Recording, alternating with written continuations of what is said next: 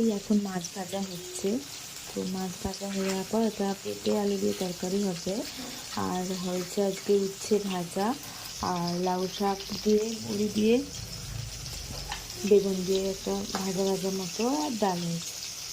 তো এই পেঁপে সেদ্ধ আমরা ফার্স্টে আলু আদা সেদ্ধ করে নিই। কেন আলু জলটা সেদ্ধ করে তার জলটা ফেলে দিই, আমরা এটা ভালো স্বাস্থ্যের পক্ষে ওর আলুর জলটা ফেলে দেওয়া। তো এই হচ্ছে এখনকার তো চলো পরে আসবো। আমার তোমরা কেমন আছো?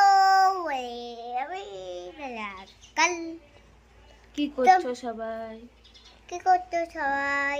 এখন আমাদের রান্না অর্ধেক হয়েছে, এখনই ভাতটা হবে, তারপর আমরা ওকে চান টান করাবো। এখন বদমাইশি হচ্ছে।